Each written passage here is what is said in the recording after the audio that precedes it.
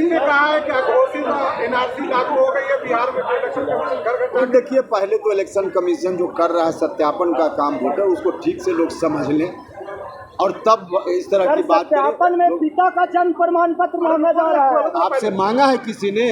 विपक्ष के लोग ऐसी बात कर रहे हैं, विपक्ष के लोग बात करें। अगर आपके यहाँ आया हो BLO और आपसे मांगा हो कि पिताजी का दीजिए जन्म प्रमाण पत्र, तब हम कहें। ऐसा नहीं है सर। यहाँ फोटोकॉपी की बात हो रही थी, ये फोटोकॉपी कौन है, इसकी ओर इशारा है? हमने तो ऐसा नहीं कुछ कहा। आपके सारे सहयोगी तो आपके साथी लोग कह रहे हैं। आप साथी किन लोगों ने क्या क्या भाषण दिया उनसे आप बैठे हुए थे, वो फोटोकॉपी कौन है? आप हमसे जो हमने कहा है उसके बारे में कोई पूछना चाहते हो? आप एनडीए मतलब बीजेपी की तरफ से आपको सीट मिलेगी या नीतीश कुमार की तरफ से मिलेगी? महाराज, एनडीए गठबंधन है तो एनडीए गठबंधन में तय होगा कि कोई पार्टी की ओर से सब पार्टी मिलकर के गठबंधन में तय करेगी। सर, आप जो परिसीमन का मुद्दा उठा रहे हैं, तो बिहार जैसे राज्य में पेट के भूगोल में ही आदमी डूबा हुआ है, उसे पूरा करना है। और आप इस समय परिसीमन की बात कर रहे हैं, तो कैसे वो अपने पेट के लिए लड़ेगा कि ये परिसीमन के लिए लड़ाई? मतलब इस पर हम लोग छोड़ दें ना कुछ करें? आप बताइए ना कैसे करेंगे, ये बताइए ना। कैसे करेंगे वो तो बताए, नहीं तो बताए वो पेट कैसे भरेगा? अरे ये भाई, तो गरीब बैठा हुआ है। उस विषय पर लगा उठाइए ना। आज जो विषय हमारा है उस पर हम बात करेंगे। बाकी जो आप बोल रहे हैं उस पर लगातार हम बोलते रहे हैं, हमने बार बार कहा है और आज की सरकार कोशिश भी कर रही है। रोज मुख्यमंत्री जी नियुक्ति पत्र बांट रहे हैं। रोजगार कैसे मिले? पहले 10 लाख सरकार देती थी बेरोजगार नौजवानों को रोजगार के लिए, अब 20 लाख आज की सरकार ने कर दिया। अति पिछड़ा दलित समाज के लोग हैं, उनको गाड़ी सरकार दे रही है, टेम्पू इत्यादि, लीजिए और रोजगार अपना कीजिए। तो हर तरह से राज्य की सरकार, भारत की सरकार उसके लिए तो कर ही रही है और लगातार हम लोग बोल रहे हैं। तो जिस विषय पर बात जब करने के लिए कार्यक्रम है वही विषय पर बात करेंगे ना। के हिसाब से देश में लोकसभा क्षेत्रों की संख्या का निर्धारण, राज्य में विधानसभा क्षेत्रों की संख्या का निर्धारण, लेकिन पिछले 50 वर्षों से यह काम बंद है।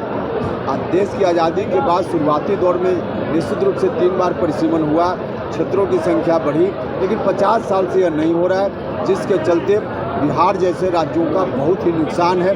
दक्षिण के कुछ राज्य हैं, 21 लाख लोग मिलकर वहाँ एक MP भेजते हैं औसतन, और हम लोग के यहाँ औसतन 31 लाख लोग मिलकर एक प्रतिनिधि भेजते हैं लोकसभा में। तो यह संविधान ऐसा नहीं कहता है, लेकिन संविधान में संशोधन करके आपातकाल के समय में ऐसी व्यवस्था कर दी गई, एक समय सीमा बना दी गई। समय सीमा अब 2026 में समाप्त होने वाली है।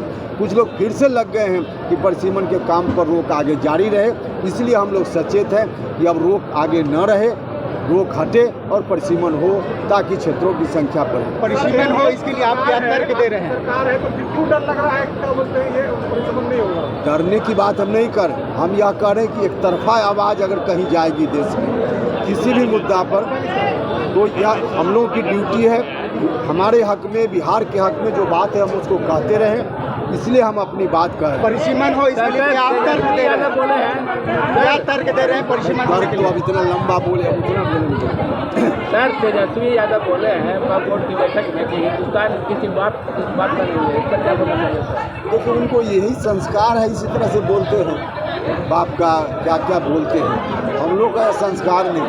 कोई भी बात कहनी हो राजनीति में, आलोचना भी तीखी से तीखी की जा सकती है, लेकिन शब्दों की मर्यादा जरूर रखनी चाहिए। उनके यहाँ शब्दों की मर्यादा नहीं है, इसलिए इस तरह की बात करते हैं।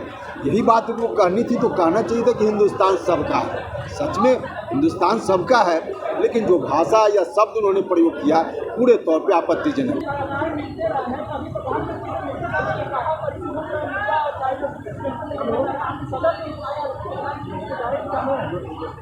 जब फिर बात करेंगे प्रधानमंत्री से, उस समय आपको बुला लेंगे। परिसीमन तय हो, इसके लिए क्या आप तर्क देना चाहते हैं?